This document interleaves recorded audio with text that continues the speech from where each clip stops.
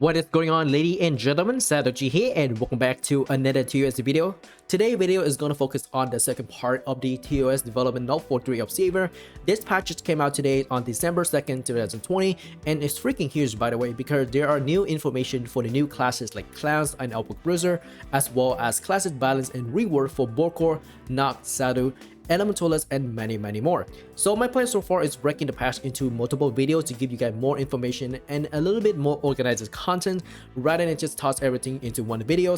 This video will cover 2 specific classes, which is Clowns and Arquebusier.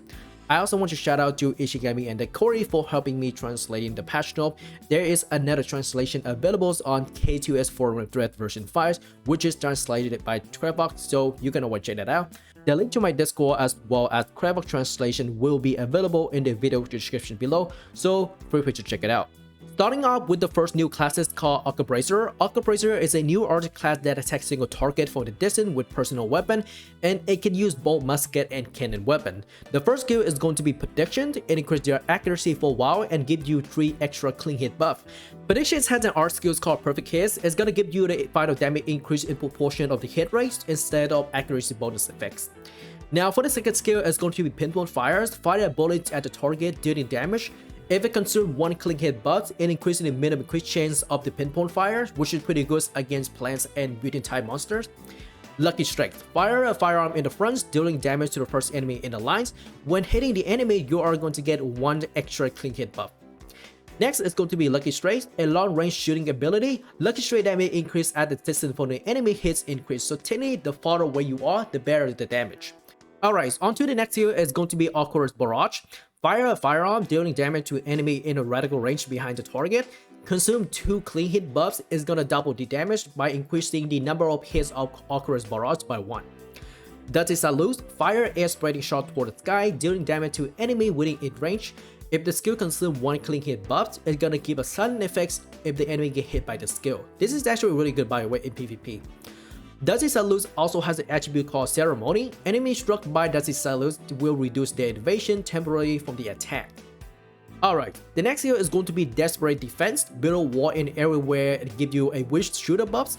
During wish shooter buffs, the sniper centering movement speed reduction effect is negated, and the clean hit buff is charged once as the basic attacks. As soon as you leave the wall disappears and the wish shooter buff is cancelled. During the wish shooter buff, Lucky Strike precision strikes fires through the enemy and a paddle toward the target enemy. This is actually really good, so technically you protect yourselves around your target. And what's really funny is that you can actually use the Lucky Strike precision shot and everything through the wall. This is a screenshot of this. This is just really funny, to be honest. Look at that.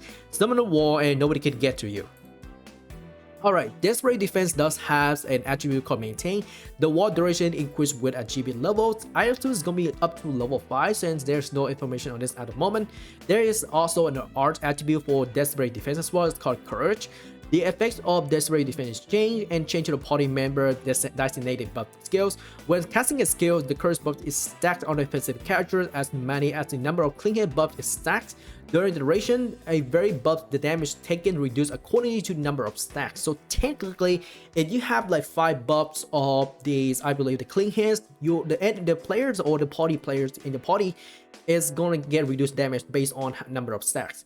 When the caster is near character receive a courage buff, the clean hit buff is charged at regular intervals. So this is actually really good, by the way. The situation the caster direct to himself is not charged. I'm not sure about this one. This one is kind of weird.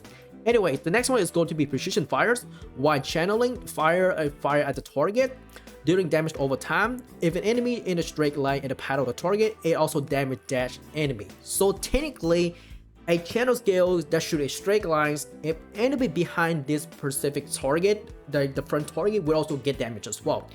Clean hit, the cooldown decreased as proportion of the number of stacks of all buffs or exalted. So technically the clean hits may require for this one. So if you want to spam to precision fire with Dahlia's intercept effect, this might be the key here. So just stack up all the clean hit buffs and reduce the cooldown. Precision Fire's attribute. Range fire. Precision fire damage increase as the distance of the attack enemy increase. The farther away, the more damage it's going to be. So this feels like a sniper with a very powerful attack. Alright, on to the last attribute is going to be sniper breathing. When using leap backward, the damage taken for a while without jumping backward is reduced. So in my opinion, this is actually pretty good if you're trying to reduce damage against specific enemies, but I personally would use leap backward to kind of position yourselves away from the target to increase the damage of the precision fires and precision fire range fires attributes. Alright, onto the next class is going to be Clown. This is actually the new scout class, and it's quite unique by the way, because what it does is had a very unique ability like spinning knife and throw a dagger like a boomerang to damage enemy. When the pocket knife is off the ground, a random pocket knife flies to the target and deals damage. So technically, I feel that this skills has two different effects. One is a long range attack effect, and the other one is where it throw up on the ground and it just flies to the target dealing additional damage. The second one is going to be the art skill for the spinning knife called juggling. Spinning knife, the final damage is reduced, but the spinning knife is automatically triggers on a nearby enemy over time. When activated, spinning knife cooldown does not apply. The activation conditions are as follows. There must be an enemy nearby, SB is required to use a number of overkill spinning knives, and not activated during the quest scene. The next one is going to be replica. Throwing multiple pocket knife into the sky, the thrown pocket knife stay in the air for a while. When it fall to the location around the caster and take damage to the enemies in a dropped location. So technically it deal damage to the enemies to a nearby location or to a specific location. Pocket knife stay in a remote location for a certain amount of time. Next is going to be the art skills for replicas called Trickery. Now the pocket knife move forward momentarily while flying forward. I feel like this thing will continue to fly around your character or something. I'm not entirely sure how this skill actually works based on the translation, but it's pretty interesting. Next is going to be Climax. Throw a dagger at an enemy in a row, dealing damage. If pocket knife is off the ground, pocket knife will fly to the target in turns and deal damage every climax hit. And there is Climax Bleeding attribute as well, so enemy hit by the Climax will be bleed, so you can actually see and try this skill really well with Prison Cutter card. The next one is pretty interesting by the way, it's called Trick or Treats like Halloween. Drop a pocket knife around you by taking something out of your arms and grant a trick debuff to a nearby enemy or trick buff to yourself. Now, trick debuff effect, the enemy defense is particularly ignored for a short period of time. The trick buff effects, for a while, your claw skill particularly ignore the enemy defense. So either way, your skills, either debuff or buff, is going to ignore enemy defense. Cloud Walk. While pressing the key, the nearby enemy character is dazed with a quick firing to give the slow debuffs. Monsters are given cannot move instead of slow. So pretty interesting skills. I'm not entirely sure what it's used for. Maybe assassins come closer to enemy with invisibility and just use Clown Walk and slow them down. That's pretty interesting. The next skill is going to be Clown Walk Cheat Box. While using Clown Walks, it summons a box over time, explode at the end of the Clown Walk and deal damage to a nearby enemy. The attack factor of the characteristic is applied separately and proportional to the Clown Walk's levels. So this is an example right here. Like look at that. You just dance and suddenly you summon this box and it's exploded at the end. It's pretty interesting. It's like a emote for some reason. Look at all the light. The AoE damage is actually pretty big too. I don't know why. That's huge. That's really huge. Now this is the screenshot of the Clown Walk with Clown Walk Cheat Box attributes applied it, and there's a colorful spotlight too. Look at that. Oh wait, this is for the effects of the costume. Oh, so technically if you have the clown costume, it's gonna give you that spotlight. Okay. That's pretty good. That's not bad at all. On to the next skill is going to be Fatal Roulette. While holding the key, it rotate and throw dagger at nearby enemy. Pocket knife will fall to the ground at a certain rate. It feels like Katarina dagger or ultimates for some reason. It's really weird, but it is pretty interesting. That means that we're gonna have some AoE damage coming out from the skills.